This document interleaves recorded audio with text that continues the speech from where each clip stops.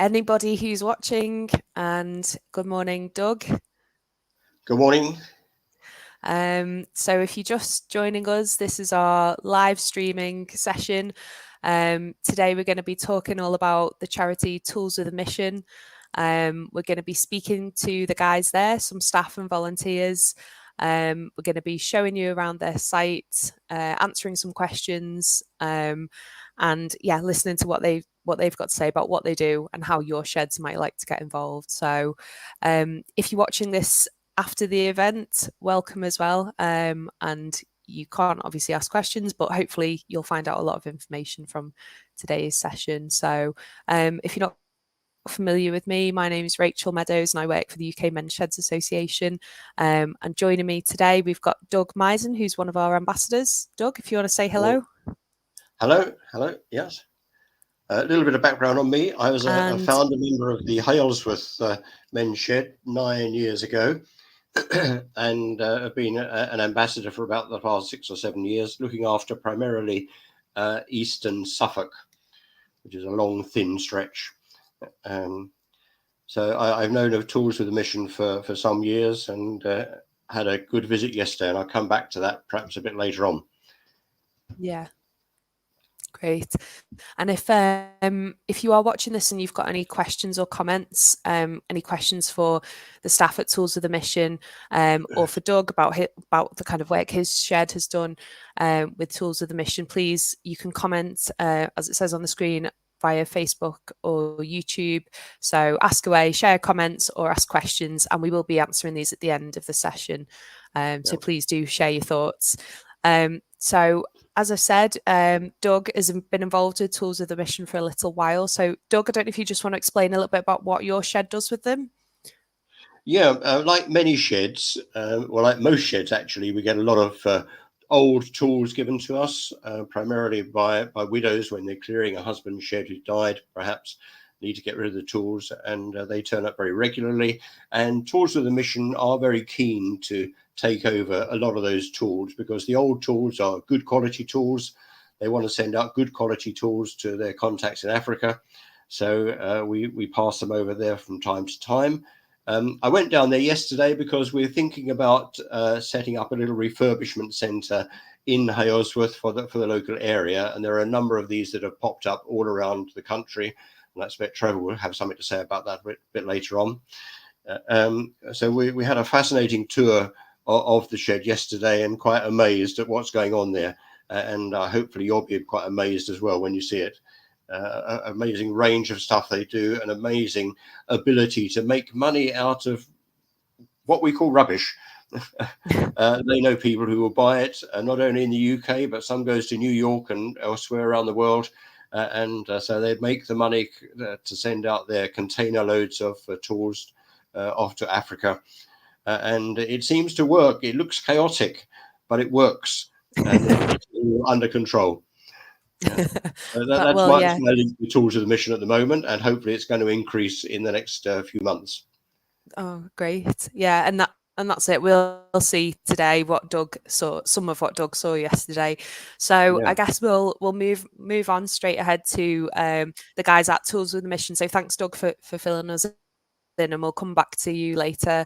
If we could go to Trev and Paul, who are at their offices, if possible. Good morning, everybody.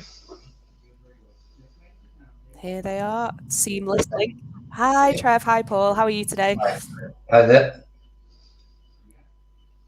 Good morning, everybody. Good. Okay, so we've got... Yeah, we can hear you. So we've got a presentation that Trev is going to do. So what I'll do is I'll add this to the screen. I will disappear myself and I'll hand over to Trev. So I don't know if you just want to kind of introduce yourselves first. Yeah. Yeah. So my name's Trevor Maynard. I'm the head of refurbishment for Tools with a Mission. So I look after the refurbishment centres and all the tools and the kits and the bits and pieces we send out. On a recent trip to Africa, they called me Mr. Tools. So I suppose that's probably going to be my nickname, really, Mr. Tools. Everything to do with tools. And my colleague here, Paul. Yeah, I'm Paul Daly, Mobile Volunteering Coordinator. So I deal with everything in terms of the volunteers, recruiting volunteers, getting them on board, and sort of onboarding them. But that also includes with men's sheds, the linking, we say, particularly if they're collecting for us, sort of getting them into our systems. So when you hit their own identity, obviously Jess sort of connecting them to Trev as well. So that's part of my role. And Okay, great. Part of refurbishment, I'm very excited to be talking to you all this morning, and it was great meeting Doug and meeting the ambassadors as well, and the fact that maybe if we can work something together, it could be really beneficial to both of us. You know, we have 2 centres now, and I'll go through that through the presentation, but the tool demand has gone up, the refurbished tool demand has gone up, and it's just such a great organisation. It makes complete sense for us to be working alongside each other if we can. Definitely. And as Doug said, so many sheds find themselves in that position where they're getting tools that they don't need and don't know what to do with. So what better thing to do? And there was just a comment just came up. I'll just kind of read it out. So Filed Coast said that they pass all their unwanted tools on to Tools with a Mission, looking to have one of their ambassadors in their local area. So yeah, that's great. And there's sheds around the country getting involved. So thank you for sharing that. Okay, so I'll just get Trev's presentation up and I will disappear. So Trev, I'll hand over to you now. If you'd just like to tell me next slide whenever you want the next slide, we'll do. And I'll pass over to you. Okay, thank you. So once again, thanks everyone for logging on and for connecting with us today. What I'm going to do is I'm just going to take you through this presentation. It's a fairly new presentation we've got. And it will take you through how we operate and how we work throughout the UK. So it's quite informative, and also give you a few stories of people that have been affected. We're into livelihood improvements, and that's what we're mainly about. So this will give you a few ideas. So to start off, I need to really I'll start with a question. So what would you do if a young man came up to you in the street and explained he had no home, no means of support himself or his family, and begged you to help? You'd probably want to help, but be scared by how much it would cost you to help this young man to sort out his life. And for how many years are you going to have to commit to this? It could be lots of money for many years. Or what if an older man came up to you and explained that he wanted to open a school in a very poor area? And would you help him set up the school, pay for the building, the furniture, the teachers, uniforms, food, and everything needed for the school? How would you feel then? This could cost you tens of thousands over many years. But what if I told you that we can answer this to both these men right now and with no problem at all, and it wouldn't cost you a penny? Well, that's what I want to talk to you about today. So in a nutshell, what does TWAM do? Right, next slide, Rachel. Thank you. We collect donated usable tools, we refurbish them, sort them into trade kits, and send them to the developing world for livelihood creation. That's in a nutshell is what we do. So go to the next slide. Thank you. So this is one of the 2 men I want to tell you about. His name is Kay. So if you imagine a young man approaches you in the street and shares his story of growing up in an ultra poor community with no real educational support. Sorry, Rachel, I've actually gone slightly wrong here. Sorry. If you hit on the, yes, that's it. Right, lovely, thank you. So these are the 2 guys I want to talk about. Okay, so we've got Kay, we've got Neboth. You can do the next slide, please. Right, and click next slide. We're going to be progressing through these. So this is how we work. Apologies for that. I went a bit ahead of myself. So tools are donated by the lovely public, and we get lots and lots of tools donated. Our local tool ambassadors then collect them. If you have the next slide, yeah. Our van teams collect from the tool ambassadors, and then our vans take the donated tools to our refurbishment centres. And the next one, thank you. So we then unload and sort them, ready for kits. Yeah. Before long, they're refurbished and placed into trade tools kits. Okay. Then we have our country coordinators. So what they do is they make sure these tools will then go to the people who need them the most. They work within the country. And then once that's agreed, the toolkits and machines are then packed into containers for shipping to Africa. Okay, this one. So when the tools arrive, they go to training centres. It's quite secure really in church community projects. They're given to trainees where they complete their courses so they can set up businesses and transform their lives for those and their families. And the big thing about us, and we actually won a BBC award, which I'm quite pleased about last year, but we won an award for the amount of stuff that we save from landfill. Basically, our green, our footprint is very, very small because, as Doug found out yesterday, anything that we try and save stuff from landfill. Not only are we refurbishing old tools that might go to landfill, but also we're cutting wire off of broken tools. We're taking brass out of plugs. We're literally trying everything we can, not only to maximise the revenue we're making on scrap, but also to give a better impact to the environment. Thank you. Next one. And this is an idea of what we shipped last year. This is actually the figures that we shipped last year out to Africa. So you can see, I won't go into everything there, but you can see quite a lot really. And people are sometimes surprised when we say you see how many computers we ship out. On a recent trip to Africa, of all the groups I visited in the 2 weeks I was there, only 2 groups didn't have power, but they were expecting it. So we're finding a lot more people have got electricity, but there is always a demand for manual sewing machines, as you can see here. Treadle sewing machines, 100, really very old machines, already probably 100 years old, still very good and very serviceable, being used out there. Thanks. For the next slide. Okay, so I'm back to where I was before. Apologies about that. Okay, so Kay is one of the 2 men I wanted to talk to you about this morning. So imagine him approaching you and sharing the story of growing up in an ultra poor community with no real education or support, but he clearly had a deep passion and energy to turn his life around. Imagine him asking you to help him overcome his struggles with training tools in a shop. What would your reaction be? The first might be to ask yourself how much it would cost you. And I said earlier on, it could cost a lot of money. But what if he continued by explaining that all he really needed from you was a toolkit costing £25? Would you be more willing to help them? Well, this young man is called Kay. Kay lives in Samfya, and that's pronounced Samfya. It's a bustling but extremely poor rural town in Zambia. Life was hard growing up for him with a limited education and very few opportunities. But when faced with a hopeless situation, you can give in or you can step up. And Kay decided he was never going to give in. So he put all his effort into finding himself a tradesman who would train him in a trade, and he found an electrician. He did really well, passed all his exams, and then his dreams came tumbling down when he had no tools. He tells us, I was trained, but I had no tools. I could buy maybe 1 screwdriver, and they were so expensive, and they're poor quality. We do struggle in Africa with a lot of Chinese tools coming in. The quality of them is awful.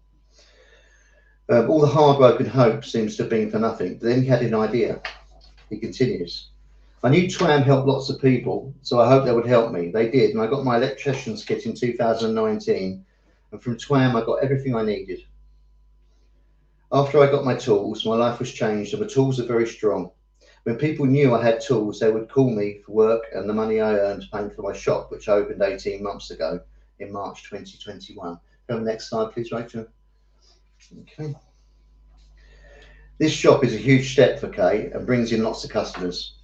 Some bring in items for repair and others buy spare parts. But the really important customers attracted by a shop are those who need contract work done.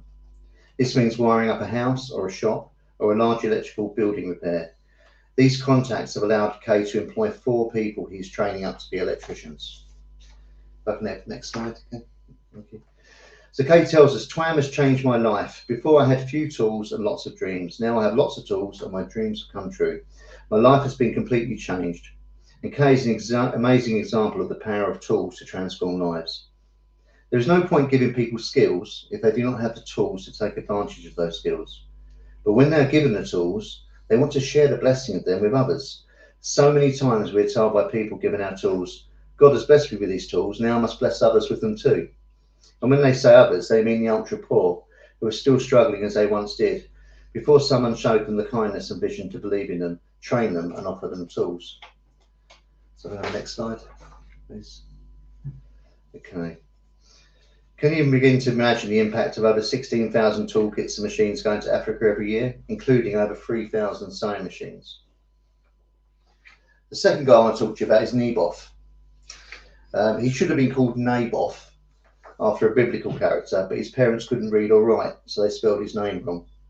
That says it all, really, doesn't it? But Naboth educated himself and set out to do the same for the children of his community. We see him here sitting at a desk made with TWAM tools and using his TWAM supplied laptop and printer. Have the next slide, please. Nieboff decided he must be the one to open a school for the community and by the community. He started small and invited just the children living within 500 metres or a third of a mile around the new school building. This amounted to over 90 children and was the beginning of the RISE school. RISE stands for Reducing Illiteracy in Zambia through E-Learning. It's an e-learning as we would understand it, i.e. online learning. Next, please. The children are mostly orphans or classed as vulnerable. Vulnerable means lacking basic needs such as food, shelter and clothing. This is generally because a parent has died or permanent parental unemployment.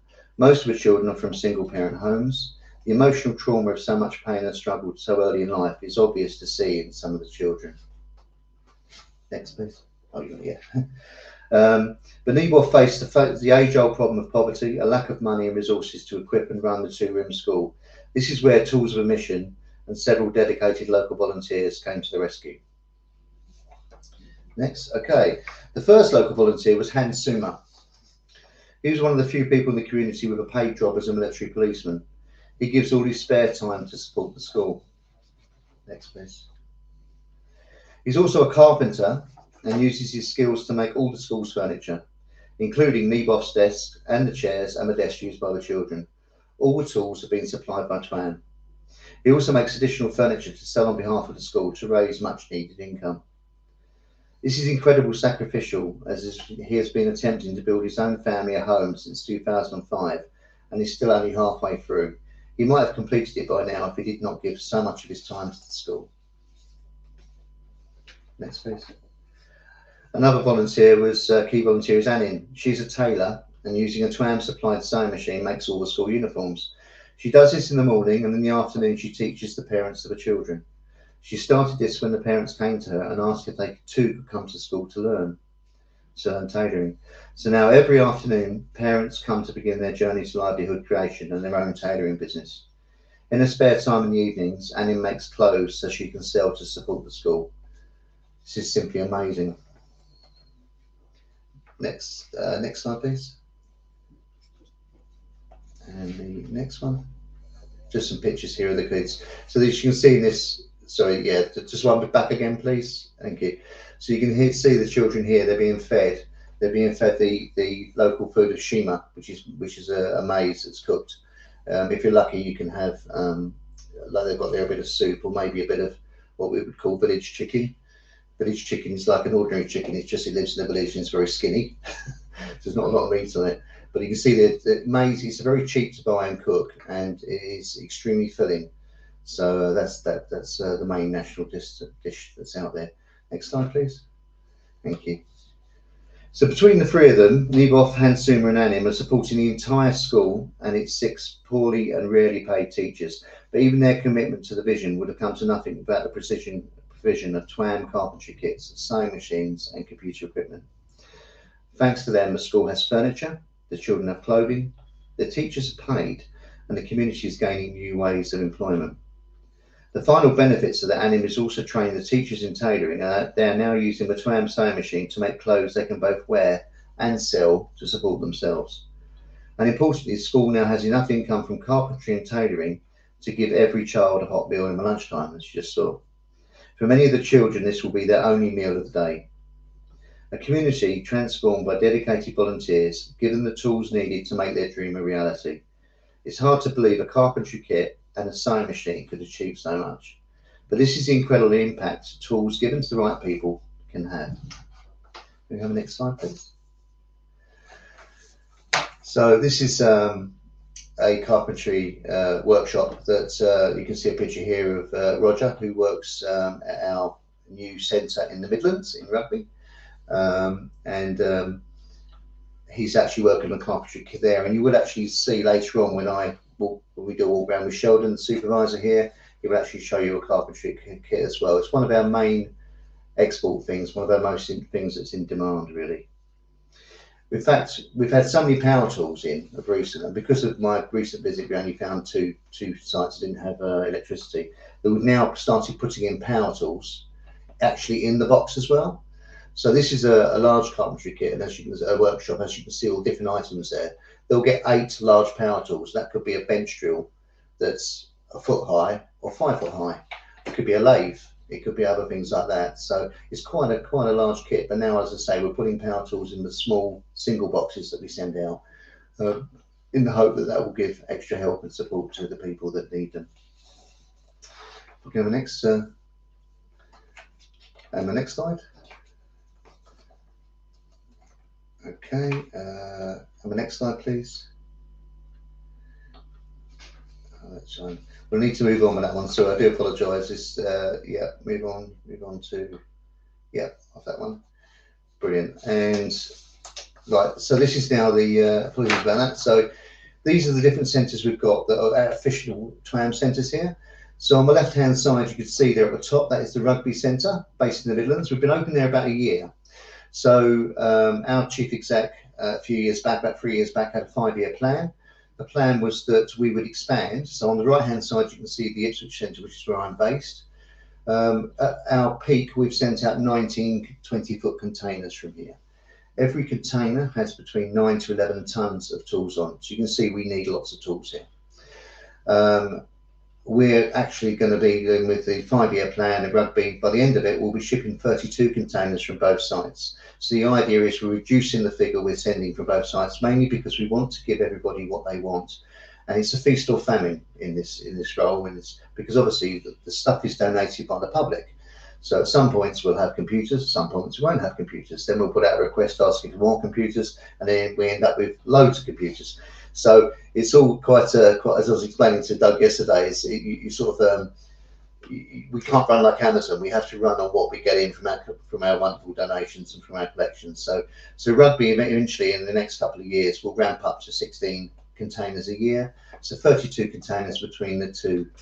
To the right, you see the slightly lower, there's the Housestead Mechanics Centre. That is run from a little Baptist church in Housestead in Essex. In there, which is basically a double garage, they generate plumbers kits and they generate mechanics kits for me. So I'm going to hit right next again, please. Lovely. And these are the vans that we have. This is our van network. So we currently have the Northern van, which feeds down into the Midlands. And then the Rugby Centre has its own van as well. So they're sort of dealing with the top of the country. Up to the Scottish border, we don't go any further than that.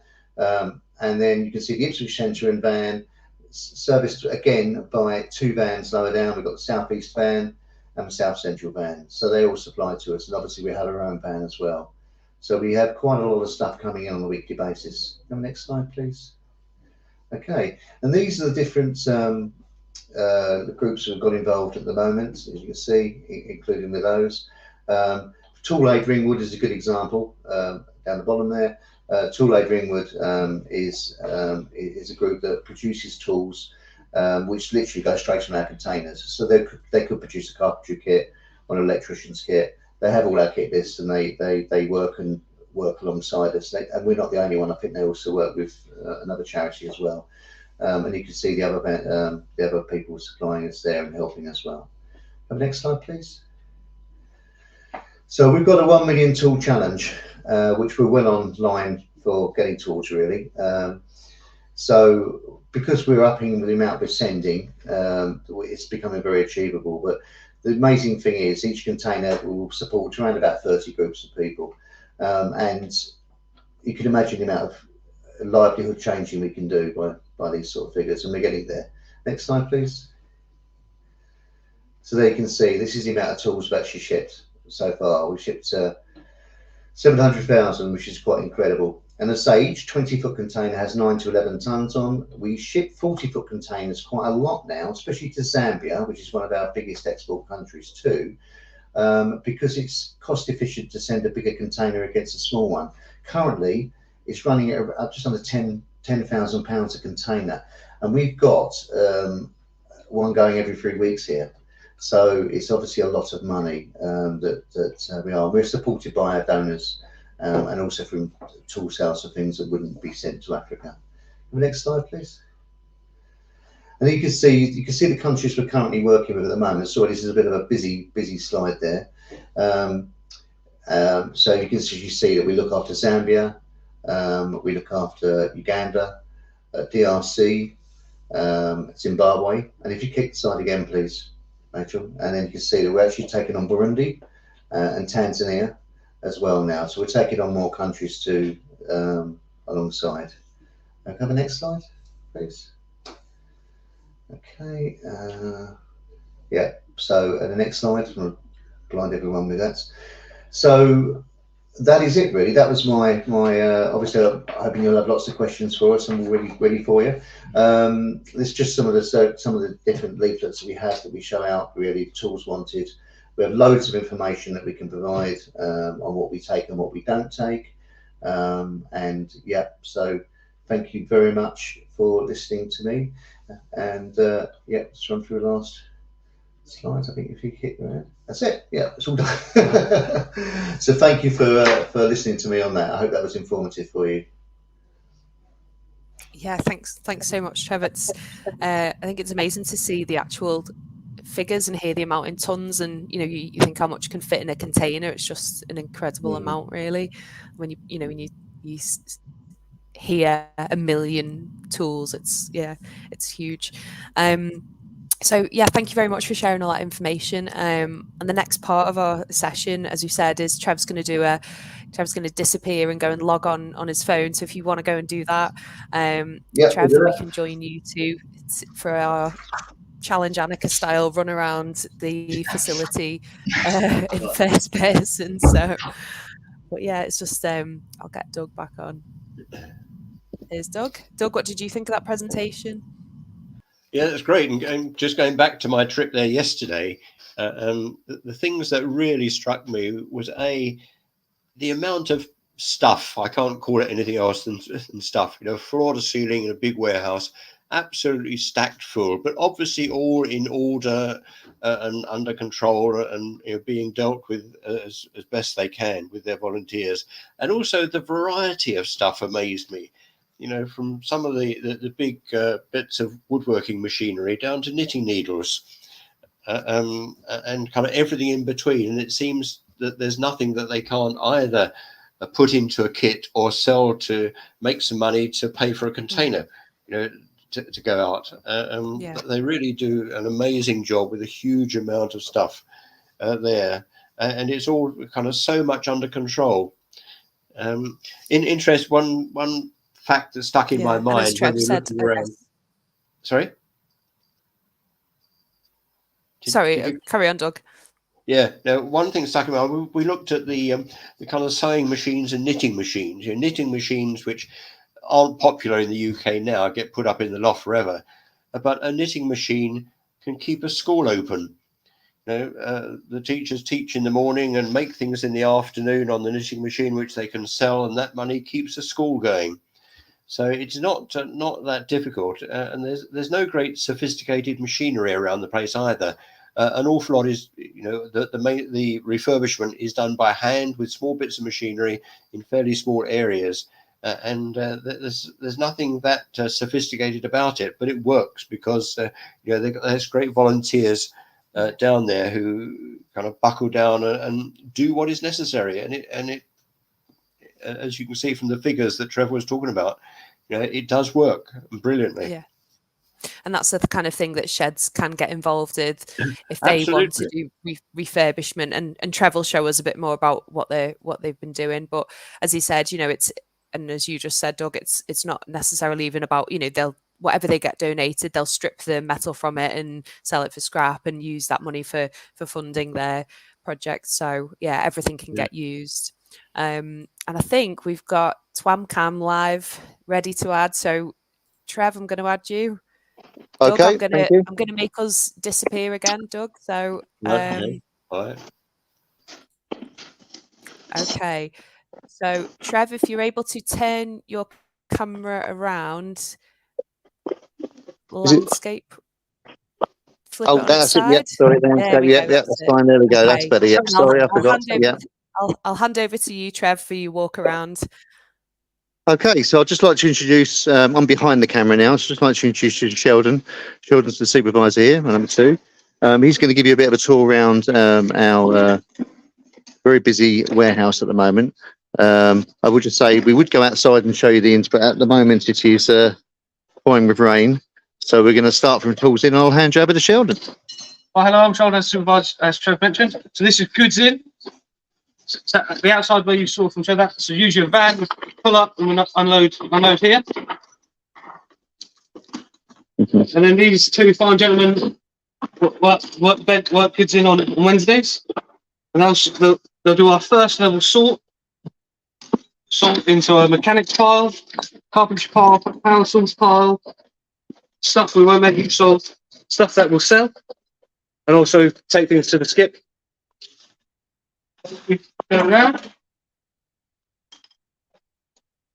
One of the things we use a lot of are these vegetable trays. We didn't have those. We couldn't do our sorting. Then the other thing we use loads of are these banana boxes. The majority, a good chunk of our kits that we send out use banana boxes. You'll see some of those later on.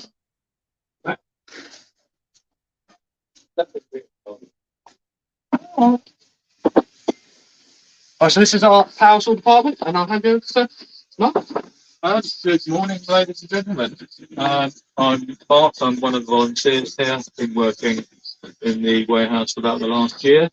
In this section, we take in just about anything that requires a power supply, including battery tools, and we do full appliance testing checks on them, making sure that they are electrically safe, functionally safe as well. And once we satisfy ourselves that that is okay, we will match them up, for example, with the jigsaw that I'm working on at the moment. We'll package that with a set of blades, cutting guides, an Allen key, perhaps, if that's required to change the blade. And then we label it, pack it up, and then put it available for the guys who put the kits together to enable them to put a complete power tool kit together, or as the gentlemen behind me are doing, carpentry kits, and they include a jigsaw, a drill, a sander in their kits. But it's a very wide variety of things that we have coming through here. We've got sitting available to work on at the moment, compressor, welding kit, a nice pillar drill, some bench grinders, there's even a pressure washer, and a band saw. But we do get an enormous variety of stuff through. Thanks very much, Mark. Thank you. Okay. Thank you, Mark. This is our sewing machine department. The first things first, when we send a sewing machine, it's not just a sewing machine, it's a sewing machine kit. We'll provide bits and bobs that help someone when they're sewing or tailoring out there. So obviously scissors, Velcro, elastic, needles, lace, buttons, cottons, and a few more other bits in the bag. So we send electric sewing machines, manual sewing machines, overlockers, industrials. In principle, if it stitches, we'll send it. But we do occasionally have a problem with plastic gears. Sometimes if it's got a lot of plastic gears, we won't send it because by the time it's got over there, they've used it for a while, it'll break. So that's no good. Now if we go over to our carpentry team.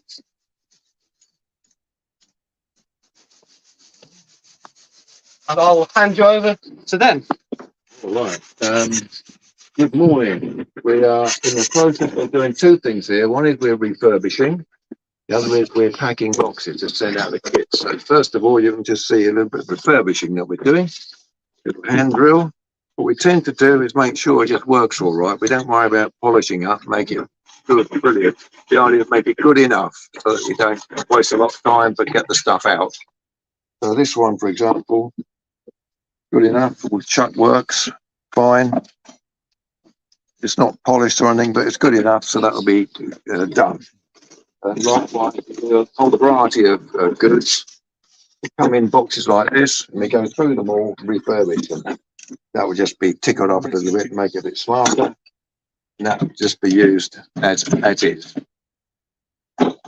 As far as the kits themselves go, we've got 6 kits here, just being made up. You can see inside them, very comprehensive. So they actually consist of a list that we go through here.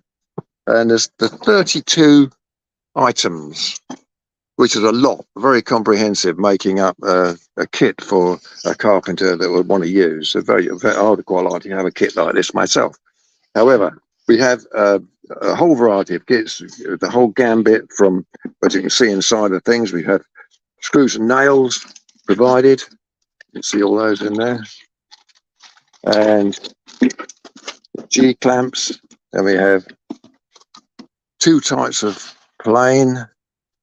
And we are in the process of just putting more stuff in. In fact, Merv here is putting in some set squares, which I have 2 types of set square, and the combination square. Combination square, which we've got just down the bottom there. So what else have we got to put in here, Merv? Hammers, chisels. All right. Show the hammer for that. Let's do it. Yeah. 3 sorts of hammers. Chisels, a pack of 5 different sorts of chisels. Rasps, saw, sharpening files. Oh, mallets, you've checked for woodworm on the mallets as well. Coping saws and blades. Handling knives and blades. Grease and bits. Although we've started now putting power tools in, so we're moving ahead. This is good. Oil stones. Typical example of the hammers, the claw hammer, the smaller pin hammer, and a Warrington hammer like this. So they get 3 hammers, all very comprehensive. And they get some external saws, big saws, don't go in the banana boxes. But inside the banana boxes, they have all sorts of different coping saws, Gannon saws, and things like that. So, very comprehensive kit. We just started putting in electrical kits, with a set of kits, always a drill, and then something else like sanders or a jigsaw or something of this sort. So all very good stuff. Sandpaper and a tool roll even, which are made by ladies, not us. I don't know anything else that we can say about the carpenter kits. We do approximately 12 a week, so that's a lot. We've done 6 already this morning. Yeah, 6. We're just doing another 6 here. So over the course of a year, that's several hundred kits. Yeah. And I think that's probably all we can say about it. Brilliant. Okay. So we enjoy what we do. Yeah, we have good fun. You'll have good fun. Provided we don't run out some banana boxes. Yeah, very good. Yes. Okay. So as you can see, this is actually quite a nice big bench. So on days that the carpentry team isn't in, it'll be used for refurbishing vices. As you see, that's typical quality of what comes in, and when it leaves, that's what it'll look like. Also, in the back there, you can't see that there are some bolts to help bolt it to the bench when it gets over in Africa. But then it's also used for making electricians' kits. These some of the done kits waiting to be labelled.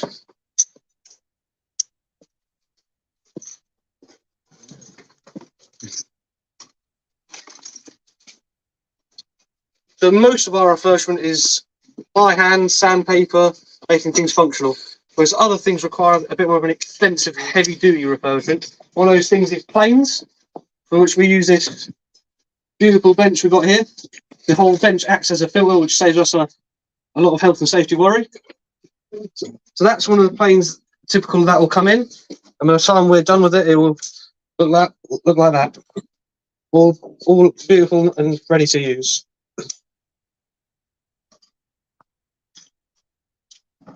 Another one of the things that also come in quite dirty, builders' trowels, plasterers' trowels, which we also make use of the bench for.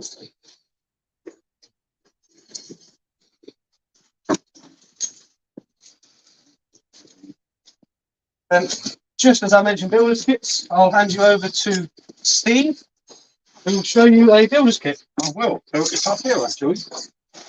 And as you know, we use banana boxes, and today I found my very first banana. So things are looking up. But builder's kits, so this is actually 2 kits which we pack into one banana box.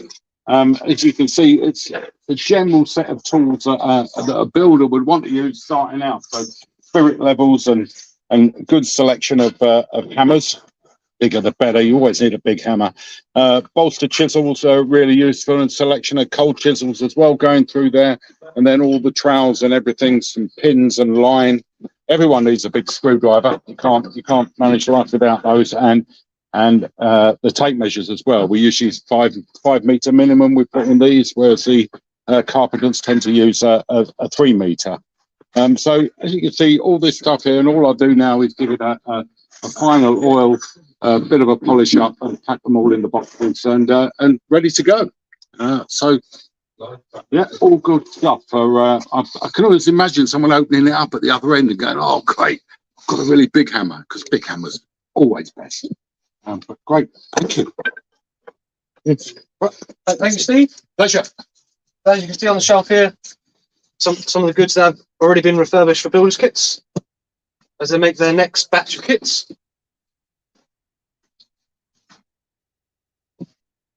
Now, something that we do also do is drill bit packs. Obviously, we don't want carpenters drill without drill bits, or power tools without drill bits. So as you see, we have our drill bit department here.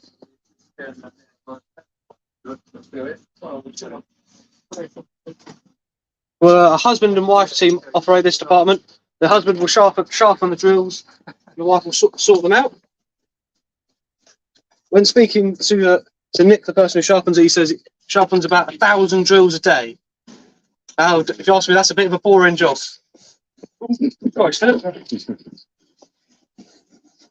course, we have our carpentry drill bit packs, our set of 5 auger drill bit packs, power tool packs, plumbers kit packs, mechanics kit packs. Now, there are some items that don't go in your standard banana box kit, that we put in workshop kits, so I'll show you one of those now. As Jim mentioned earlier, saws. This is our incoming crate of saws waiting to be sorted and sharpened. Now we have an independent workshop in Printon who sharpens saws for us. Now, sharpening it and cleaning up and sharpening a saw is quite an extensive process, something that we wouldn't always have the time to do. So having them is a great relief for us. So they'll clean it up, sand the handle down, obviously check over for woodworm, make sure it's got all the screws, make sure the saw's straight, no dinks, no bends. And they'll sharpen the teeth and set the teeth. They also refurbish our tenon saws. It's called tenon saws, go in the carpentry kits. We also have our level packs. Pack of 3 levels, small, medium, large. Also trolley jacks and axle stands. So as we trolley jack, clean it up a little bit, make sure it works, bag it up, make sure it's got a handle. Same with the axle stand, make sure there's no dents to the frame. It's a homemade job. Unfortunately, even if it's a good job, we can't rely upon it, because if it goes wrong, that's potentially our name. So these will make sure it's got everything it's meant to have, making sure it's got a pin. As you can see, we make use of black bin liners. We also do get quite a few vices in. We like to have a good stock of those, because eventually those will run out. I'll show you upstairs now. I guess you can think of it as dirty refurbishment and then sort of the more refined, cleaner refurbishment.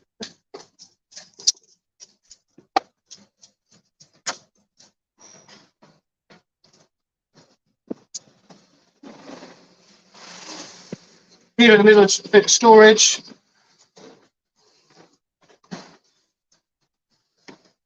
Here we have our knitting machine department.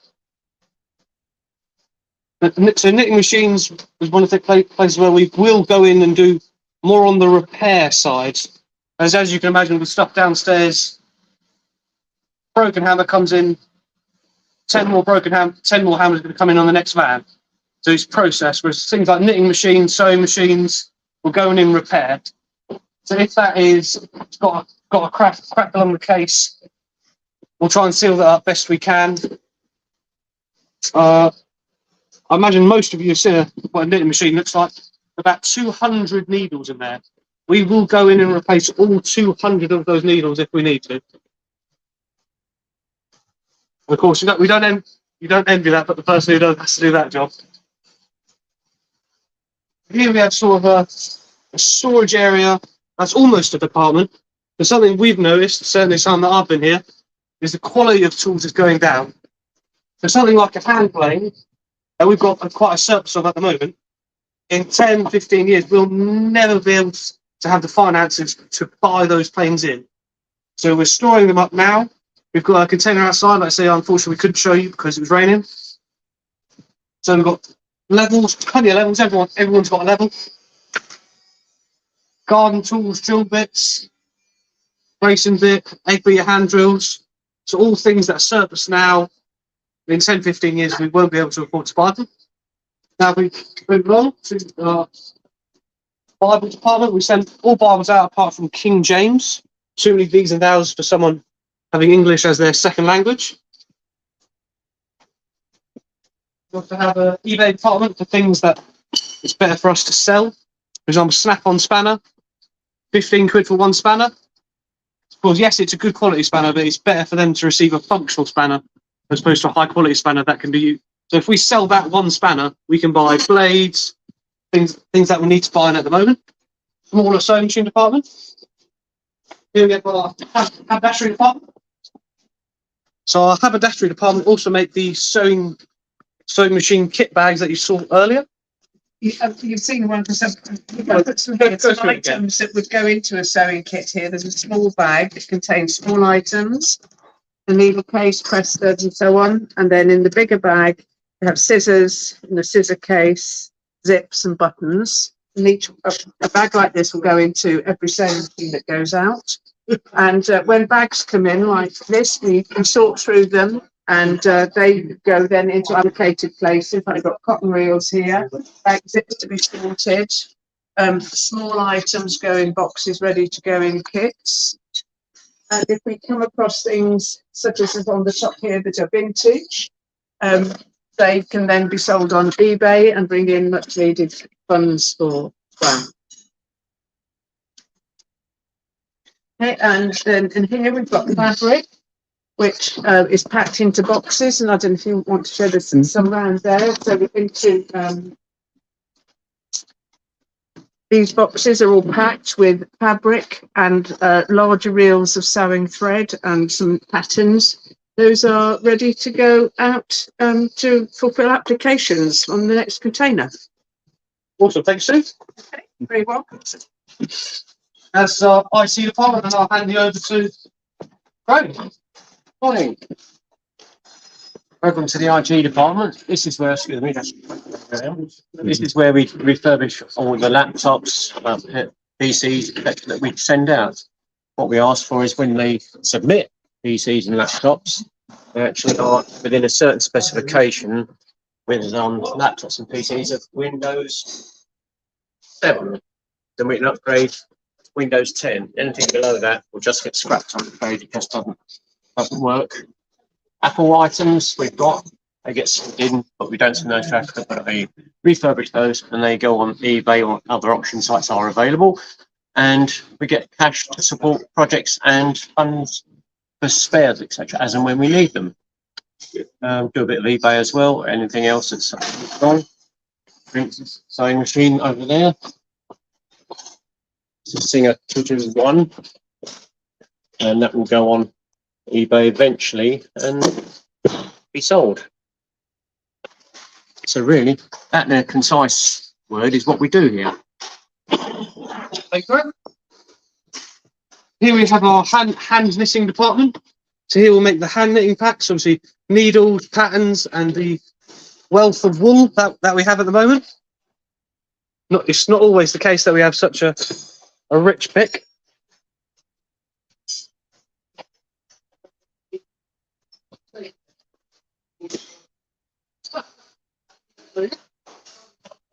When we send out wool, we'll send it out as a stack. So again, make use of the wool and the bits inside as well as the sack. We'll go back downstairs.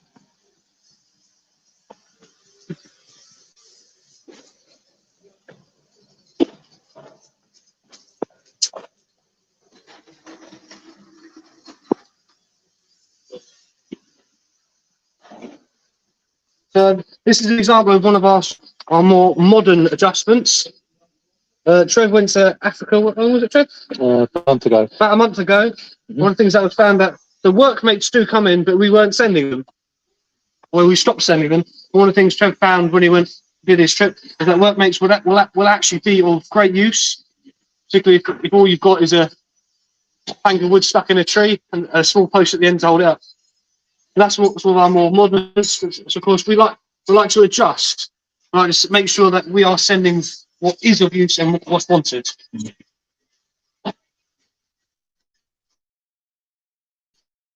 The fruits of the lake. Here you see 3 columns of pallets, and that will slowly progress up towards this end as we get closer to the end of getting ready for our container. So we've just started getting ready for our next container of 40-foot high cubes of Zambia. That will have to be 2 loadings. So we haven't got the space for a 40-foot in here.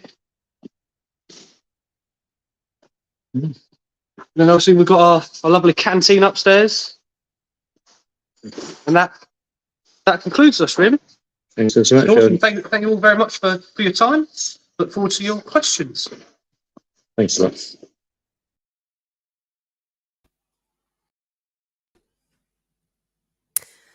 Hi, thank you, and welcome back. I'll just bring Doug back as well. So while Trev's getting back into the room with Paul after he's ran around everywhere, that was really, really interesting. And as Doug described, so much stuff everywhere, but all totally in order and its own section, and just incredible to see the amount of intricate bits and pieces that are used and utilised, really. So thank you, Sheldon, for showing us around. I think all it the all matches so volunteers. well with the whole purpose of men's sheds, isn't it? Men's sheds are there to support men and keep things moving, etc. And this is a natural extension of it. And I think it's a brilliant link between us. Yeah, definitely.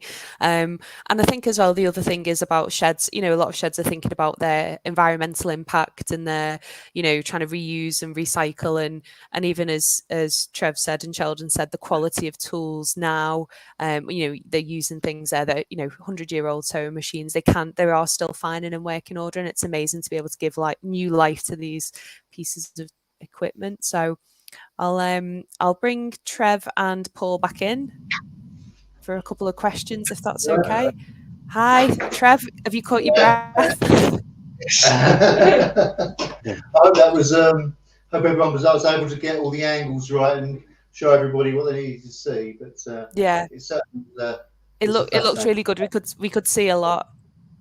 Yeah, that was really good. We're very just to say. Yeah, thank you for that. As a charity, we only have 8 staff.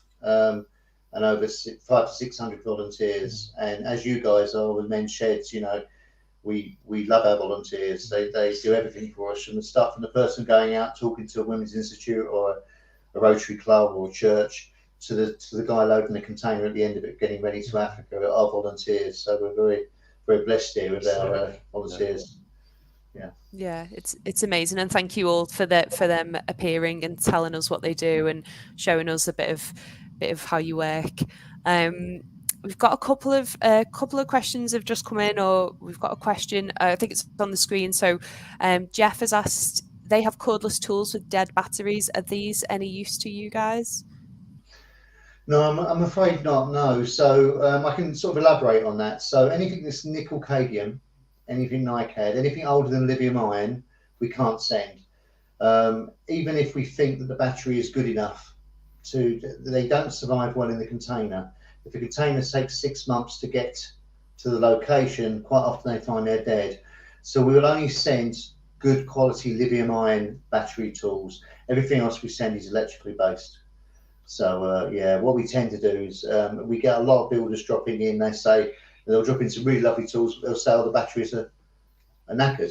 To us, it's no good because we can't afford as a charity to buy new batteries. So yeah. Yeah, that's fair enough, and yeah, thanks for explaining that. And if somebody wanted to find out kind of the list of tools that you wanted or needed, would they find that on your website? Definitely on the website. We've also got lots of. I think you can download some of the. Absolutely, yeah. There's on the website. There's actually copies of our leaflets. So that includes one of the ones that you probably saw on Trevor's presentation. The tools want the leaflet, so it doesn't actually list every single tool, but it sort of gives the general groups. These are what we do take. These are the sort of things we don't take. So they can be downloaded, or we can send copies out. Yeah, that's helpful. And if a men's shed, so obviously Doug's shed is involved, if a shed wanted to get involved, what's the best way for them to contact you, or to kind of, what are their options of getting involved? What might they do for you? Well, I mean, for me, with the refurbishment side, like I said earlier, I can see it's a natural link between us. We already work with different groups, and it works really well. I suppose if you look from what I would love as from seeing the stuff going out, the men's sheds, we get lots of people collecting tools for us, but what we struggle for is refurbished tools. So, you know, if we receive a van loading and stuff, quite often it's a lot of unrefurbished stuff, and we get some stuff. Let's be face it. We pull a machine out and it falls in half, where it's been left in a shed that's been leaking for 15 years. So some stuff goes straight into the scrap, which of course generates revenue for us anyway. But ideally, you know, if there's any way of the men's shed supporting, I suppose in the blue sky scenario would be. As we've been talking with Doug really about, but it's maybe getting into making some kits for us with what there is.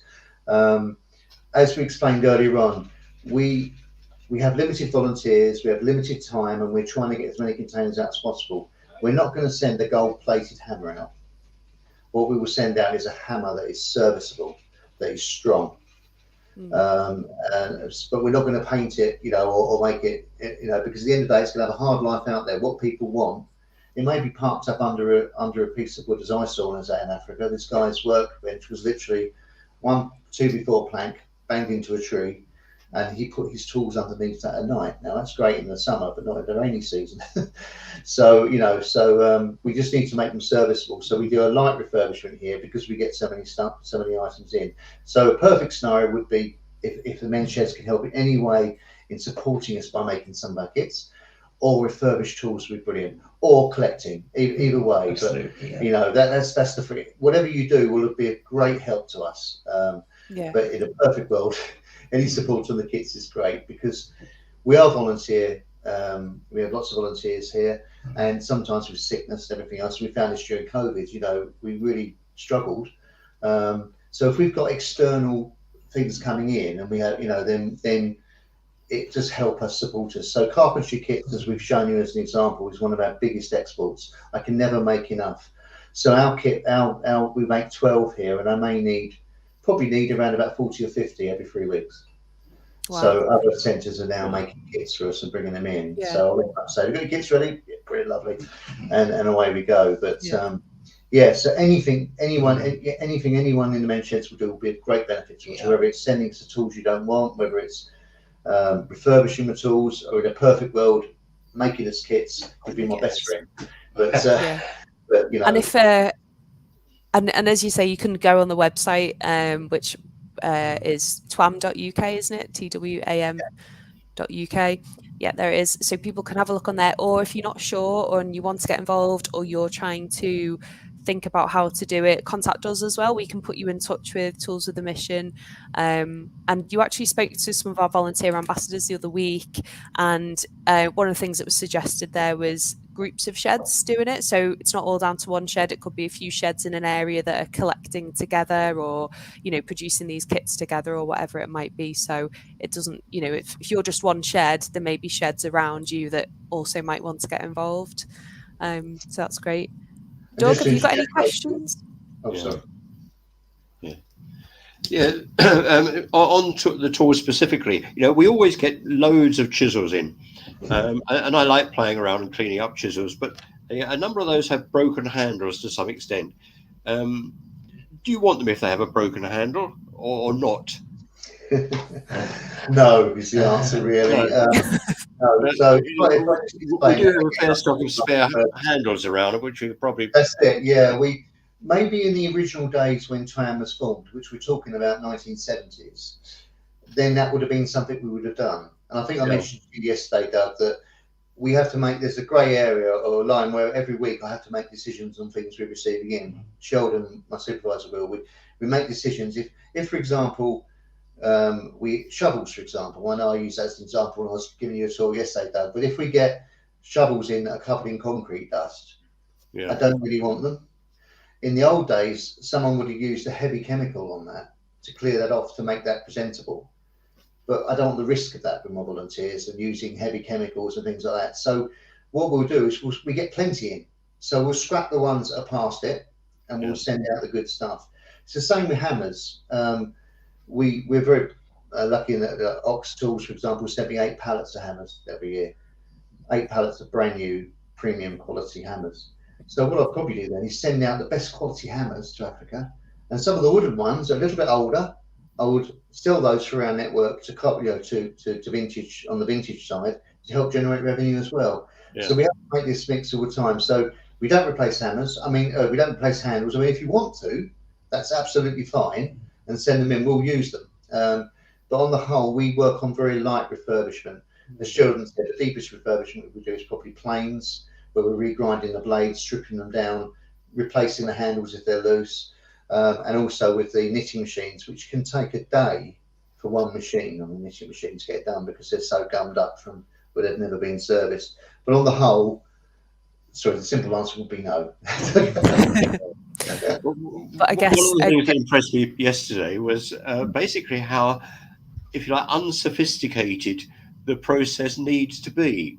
Obviously, when you go with the knitting machines and computers, that's a different area. But with regard to general tools, you seem to use very little, mechanical equipment to do it. It's a bit of elbow grease and a bit of time on it. Which I mean, again, the main reason for that we have that extraction system where we're doing the main. So, for example, we will do builders' trowels at the back because we never get enough of them. So we will clear the concrete dust of them, and we use the extraction system to remove any dust, obviously from a health and safety point of view.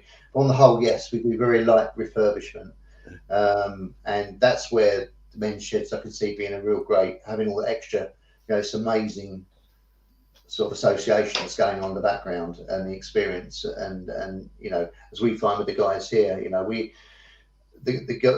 we have a lot of retirees here. We have a few younger people, but the experience that these people bring is just incredible. Experience with tools, so I'm glad you found it interesting, Doug. Yeah, but it's a good point. I think that sheds would have the skills, the ability, and the equipment to be able to do that refurbishment. They don't need anything trick or, as Doug said, particularly sophisticated. So definitely. And just the one kind of thing before we wrap up, I just wanted to ask about was, are there any areas in the UK that you don't cover? Because I've found a couple of places that do similar kind of things in Northern Ireland, which I can show the website in a minute. But I just wanted to ask, are there any areas that you don't cover? Yeah, we don't say we primarily work in England, Wales. We don't cover Northern Ireland, and we don't cover Scotland. But there's also in England, we don't have any collectors in Devon or Cornwall, simply because the logistics of getting the tools back to all our centres, it just didn't work. So we do most of England and Wales, but with the exception of Devon and Cornwall.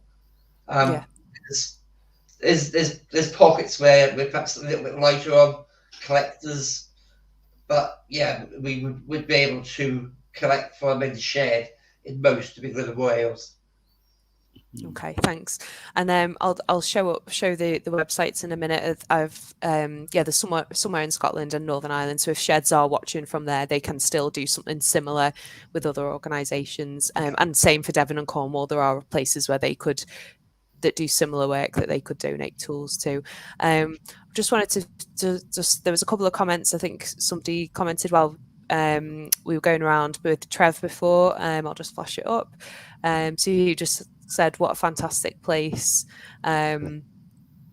And then another comment we've just had in was, yeah, just about great discussion and really useful. So yeah, thanks all to everybody who's been watching. And Doug, any final questions or thoughts from you for the guys at Tools with a Mission? No, you talking about other parts of the country, and it was mentioned yesterday a link that you had with the Tools for Self-Reliance, where you met up with them somewhere. Are you able to work in collaboration with other organisations in areas where you yourselves can't be represented? Yeah, so we've Tools for Self, this particular branch.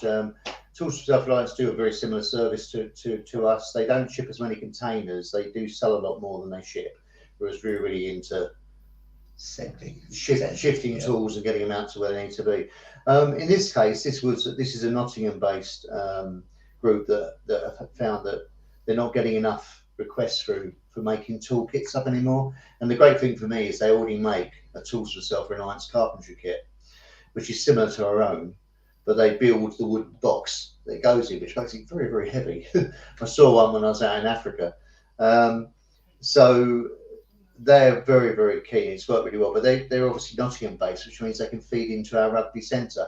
So anything even from a collection point of view, we've got several collectors nearby who can go and service that relationship. So it's not something set up with Tools for Self-Reliance domestically, but through that men's shed in particular, it's an agreement with us there. So I went there and they really loved what they heard.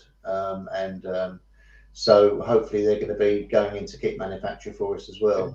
Is there a comparable organisation in Scotland, for example? I think Tools for Self-Reliance do operate. So they do operate in Scotland. Yeah. All right. I don't think they cover the whole of Scotland, but they do cover parts of it. But yeah, this was just kind of what I'd found in Northern Ireland. There's an organisation called Tools for Solidarity, and there's also WorkAid that I know one of our sheds works with. So just some other ideas if you're in places where Tools with the Mission can't reach.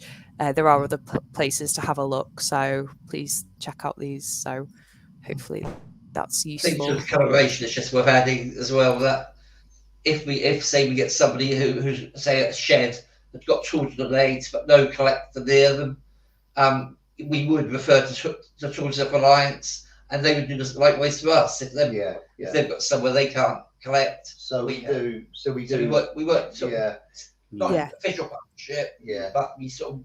So Push Bikes, for example, Push Bikes, we have a company called Recycle Charity in Colchester, not that far away from us. And if we get offered Push Bikes, then we will refer them to other charities. And the same for Tools for Self-Reliance in different areas, we refer to them. So I think it's all pretty amicable, really. But like I say, that particular men's shed is in touch with me because they weren't getting enough work. They weren't getting they weren't getting that, so that to me that's a great gain. So definitely.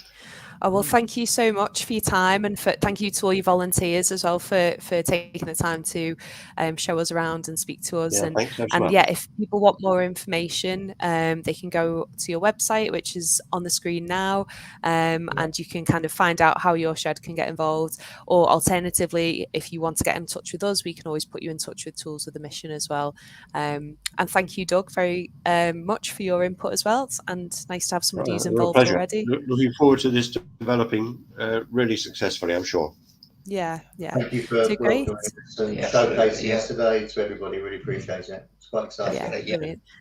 And just once again, you'll be able to watch this afterwards if you just caught the end or you have missed some of it. It will be available on our YouTube page. So yeah, thank you very much, everybody, and we'll say goodbye. So bye. Thank you. Bye. Bye. Thanks, everybody. Thank you. Bye.